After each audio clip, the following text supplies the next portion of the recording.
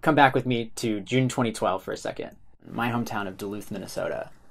I woke up one morning and I knew pretty quickly that two things were true. One, the governor had declared a state of emergency for my city, and the roads into and out of town were closed. And two, there was a polar bear downtown swimming around in our newly flooded streets. Oh my gosh, that's ridiculous. Basically what had happened was overnight, enough rain had come down in a big storm that we had a flooded town, which was unprecedented. Mm-hmm. We'd never had anything like this happen, and it was really bad. The river rose 10 feet. Over 200 people had to evacuate their homes, and the damage to the infrastructure of the city was remarkable. Roads were washed out or collapsed. Bridges washed away. And if you look up pictures of this online, it's pretty crazy. You'll see pictures of people kayaking in the streets or taking boats up to the ATM machine to get their money out. Wow. Yeah. I remember watching a friend of mine lose their car into a sinkhole in the road. It was a historic day for the city, to be sure. How long did it take the city to bounce back? Well, actually, they only just now in 2016 have finally got things back on track. Wow. It ended up costing the county over $50 million. And now people are left wondering if this is something we need to be ready for again in the future. Every year we get really extreme winters. I see articles every year that say something along the lines of places in Minnesota are colder than Mars right now. Oh my gosh. Yeah, we would have days off of school because with the wind chill it would be like minus 40 or minus 50 Fahrenheit. Wow. And, yeah. And on top of that, you might guess, we also get a ton of snow. And so, I mean, over the course of a winter, 5 or 6 feet of snow total is not crazy. That was the climate that the city is built for. The city has invested money in plows. We have large empty lots where we stack up the snow, and then when it melts, it drains into a river nearby. So we're planned well for that kind of precipitation, but another kind not so much. Now we're wondering, does my city need to be ready for floods to happen every few years? Do we need to change the layout of our streets to divert water? Is this what climate change is for Duluth, Minnesota?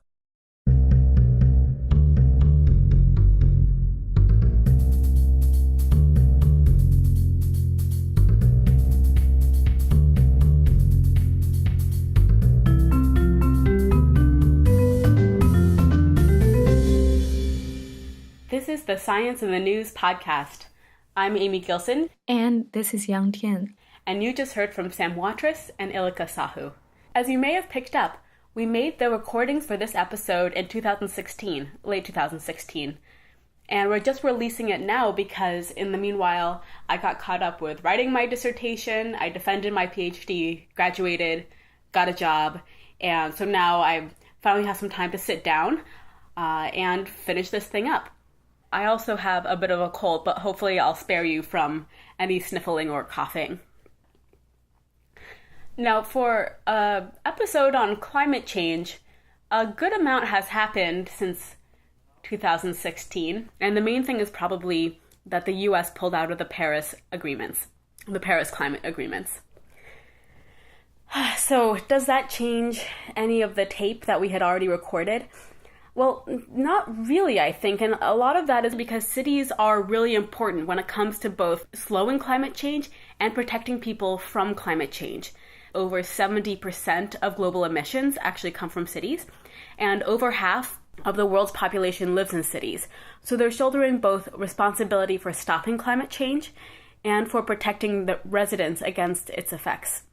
But when it comes to protecting residents against the effects of climate change, it's a really difficult problem because we don't really know what the future holds. The effects of climate change are going to be really different if the world keeps emitting greenhouse gases at the current levels, if it rises, if it falls.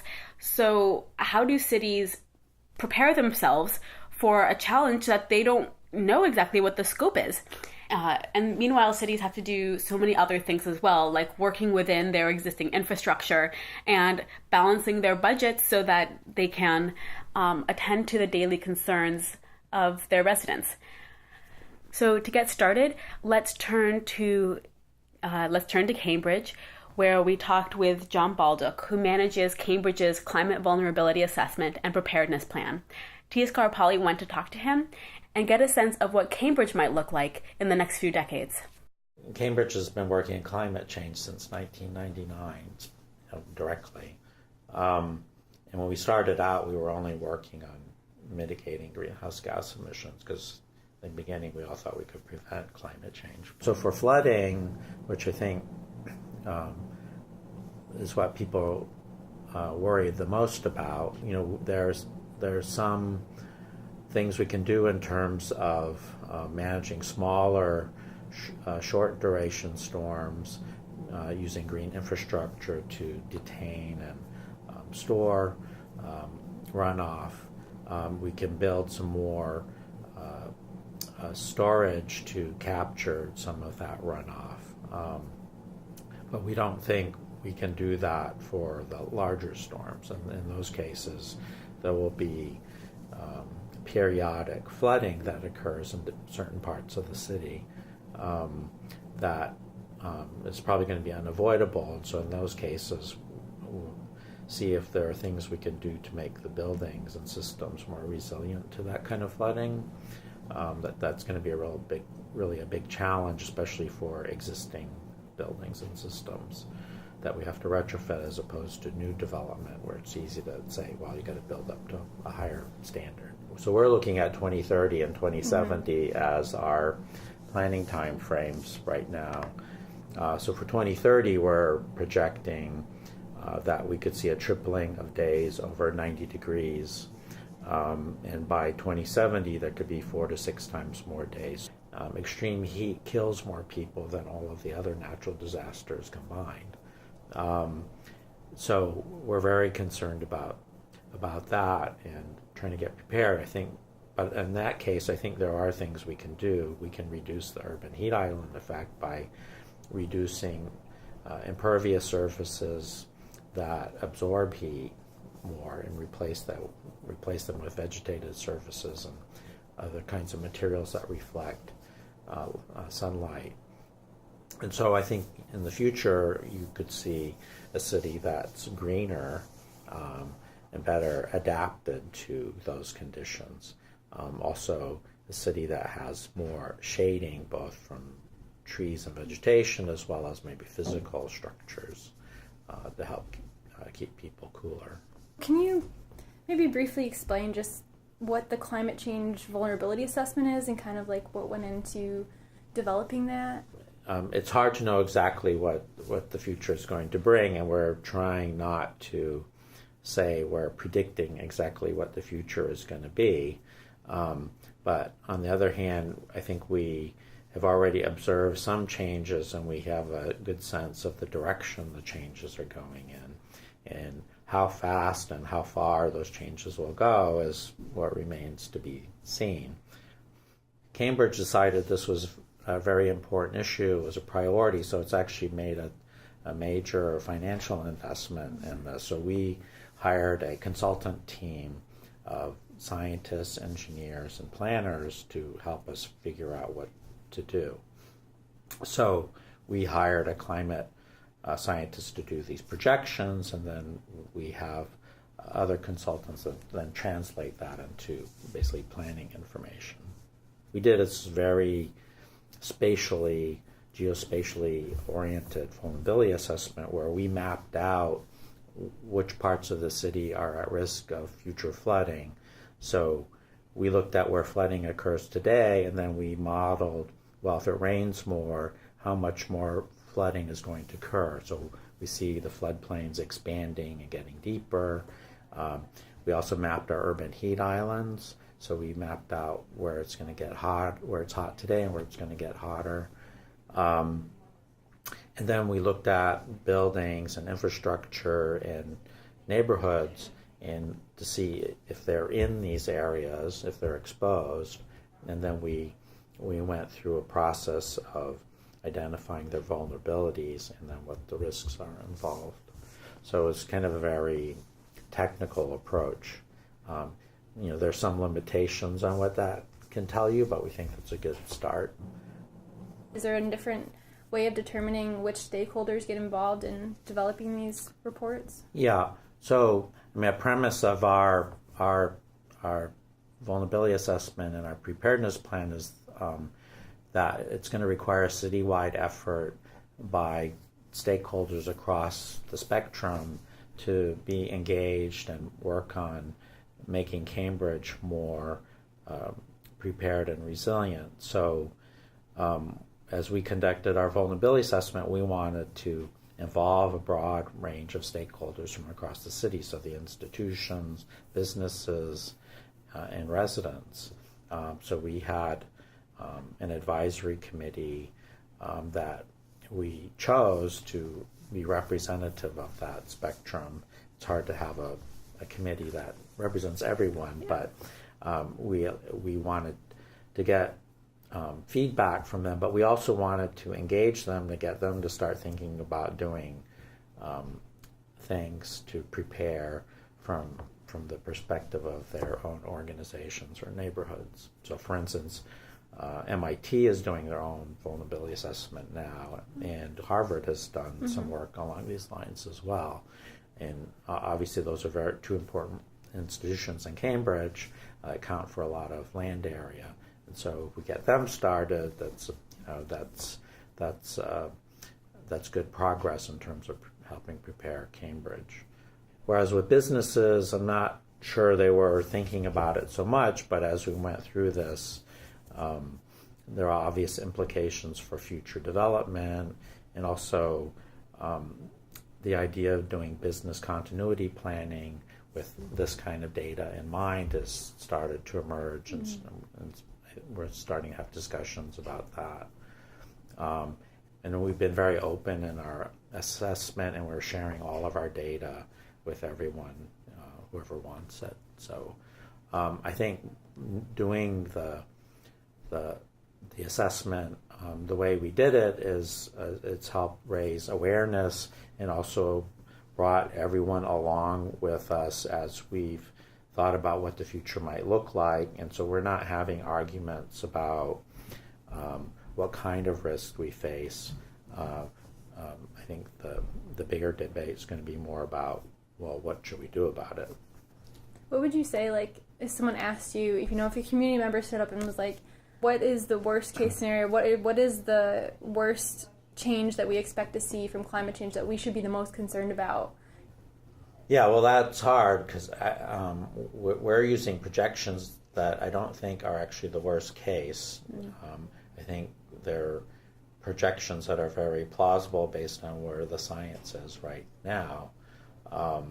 But we're not right now planning for Antarctica melting, which is probably the worst case, right? But I don't think that, if that were to happen, I don't think it's going to happen this century. So in that sense, we're not telling people the plan for the worst case right now. I think what we're telling people to plan for are pretty plausible things. Are you generally optimistic about Cambridge's near future? Yeah, well, I think it's good, and we find when we talk to people in the community that they're happy the city is being proactive. When we started out, we were a little bit nervous that we'd just be scaring everybody, and so we didn't find that to be the case. So people are happy we're facing this head on and trying to figure out what to do. On the more hopeful side, I think a lot of the things that we need to do actually can make Cambridge a better community. We can, especially around social resilience, we can build stronger networks between people so we can all help each other out and be there for each other when something happens. So in that sense, I think a lot of the things we need to do could make the city a better place to live and work. But it's hard not to look at these projections and be worried about what's going to happen. But it's better not to close your eyes and try to do something. People are realists everywhere, being a realist means acting, but it also means being realistic about the uncertainty in the climate models and in the human choices that go into them. Well, so, there is a famous quote in the climate science field that all models are wrong, but some are useful. So, what can we really get from those climate models? Kerry Emanuel is a professor at MIT. He is a prominent meteorologist and climate scientist who specializes in moist convection in the atmosphere and tropical cyclones. Professor Emanuel is the author or co-author of over 200 peer-reviewed scientific papers and 3 books. Now you will hear the interview between our colleague Sisi and Professor Emanuel. So the only thing global climate models can do directly is to tell us sort of what large-scale conditions might be, how the temperature might be different, how rainfall might be different going forward. But it can't address certain kinds of extreme events like storms. And so what we have to do is to run much finer models at the scale of the city, or maybe a little bit larger, that are driven, if you will, at their boundaries by these large-scale global climate models. It all depends on the application. So, for example, I've been involved with a study in Boston and Cambridge about how climate change might affect the probability of that river you see down there below you flooding. And so to do that, we looked at a region that basically covers eastern Massachusetts and goes out to sea a little bit. My part of this was fairly narrowly focused on tropical cyclones. And so we only used one model to do that. But those tropical cyclone models, among other things, provide rainfall. And a colleague of mine I'm working with has brought an entirely different kind of model, which is a flood model. It's a flooding model, including right down to the scale of individual streets and alleyways. That's driven by the rainfall provided by the first model, which is in turn ultimately driven by the global climate model. Okay, so what were the uncertainties in these smaller scale models? Well, there's a whole range of uncertainties. Perhaps the major uncertainties are the uncertainties in the global models that are being used to drive the small model. So if you use model A, you get one set of results. If you use model B, you get another set of results. Then there's the uncertainty in the what we call the downscaling model, the finer region model. And that's a little bit less because we can test those models against the current climate rather extensively. We have records of rain in Cambridge and a given rainfall. We sort of know what happens historically, so we can test that. How long do we have that for? Well, not very long. I mean, we know records of rainfall at Blue Hill, which is down there, for about 150 years. But records of flooding in Cambridge probably only go back a century or so. And how can we improve on the uncertainties? Well, there's so many uncertainties. One of the uncertainties is what we are collectively going to do. In other words, the uncertainty about which emission scenario we're going to follow. Are we going to keep putting CO2 in the atmosphere? That's by no means clear. So predicting human behavior is almost impossible. There's a huge range of uncertainties. I think that our scientific efforts directed in the service of society are better spent more precisely quantifying the uncertainty than in trying to beat it down, which I think is unrealistic. I see. Yeah.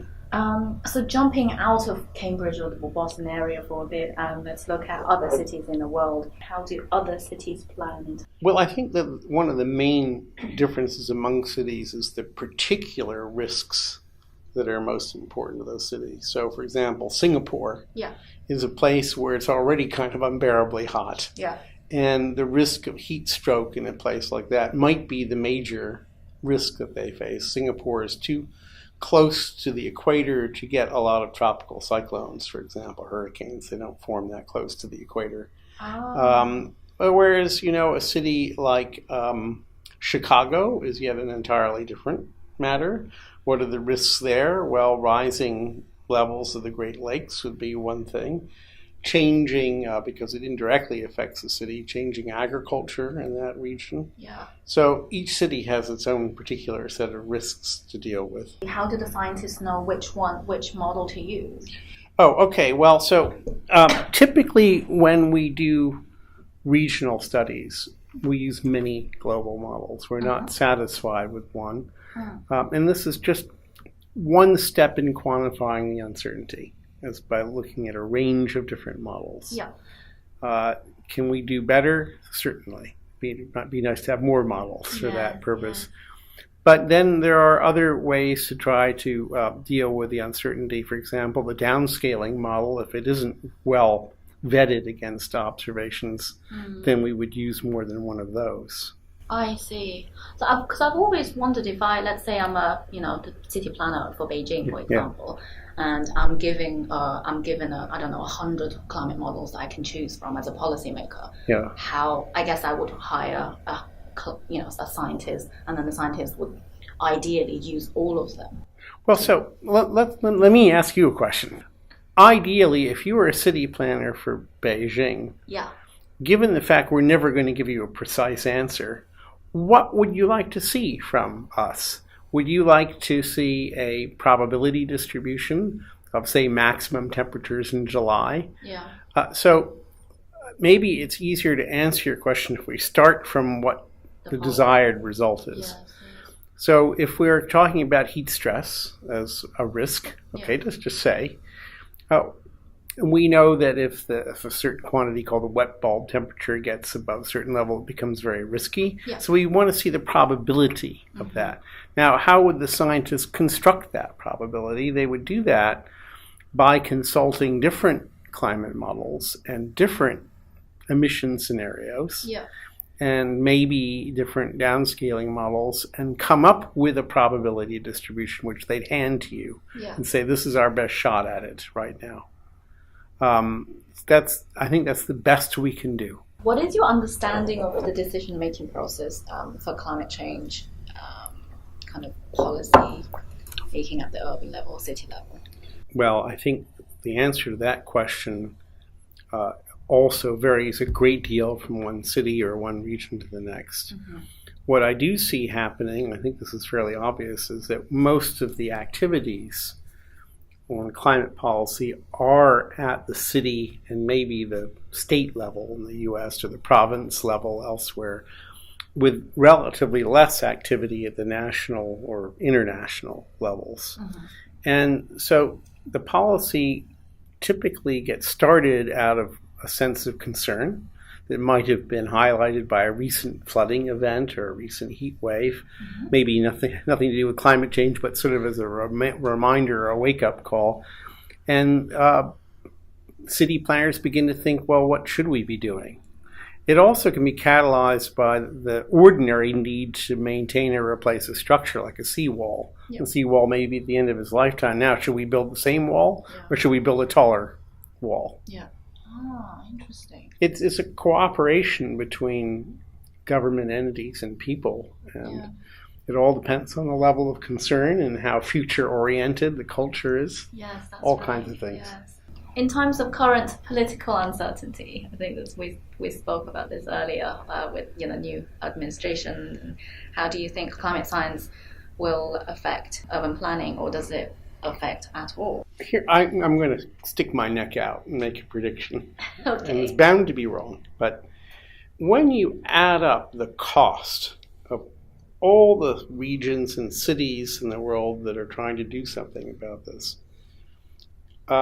it's going to end up being a very large number compared to the cost of preventing the problem in the first place. So I think people are going to wake up and say, hey, we don't need to spend $100 million building a taller seawall if we all get together and stop this problem from happening in the first place. And I think the other thing that will happen is that governments, even maybe this government in the U.S., will see the migration to carbon-free energy as an economic opportunity rather than as a liability. And then everything will change when that discovery is made. Yes. And when do you think that will happen? It's already happening in various parts of the world, especially China. China is perhaps first. Yeah. Okay, last question. What do you see a future city looking like? I'm not a expert in this region, but from what I can see with my own eyes, it's an evolution, not a revolution, and it's going to be an evolution toward much more energy efficient buildings, toward much better transportation infrastructure to get cars and trucks off the roads, much better resilience to natural phenomena like rainstorms and heat waves. And I think you're beginning to see this happening, and I think it's wonderful because I think the city of the future is going to be a lot nicer place than the city today.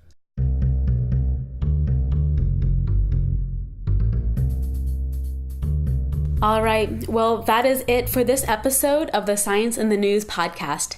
And that's it for me too, as this is my last episode. So thank you for listening. It's been an honor to work on this show with so many talented people. And I know some changes are coming to the podcast, some improvements. So I'm looking forward to seeing what comes next. For this episode, I want to thank the team who made it happen.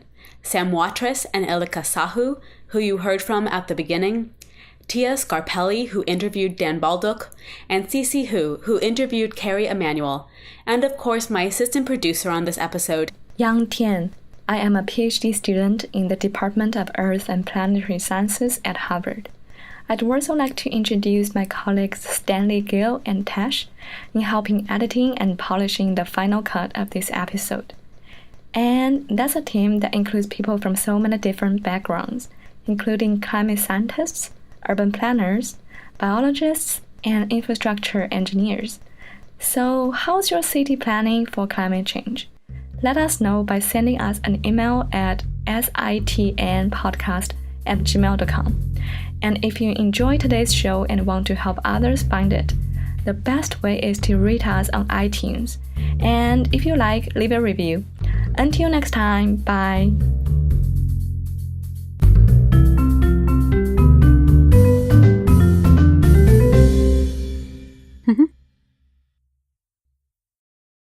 Thank you very much. I think that was it. Let me stop this.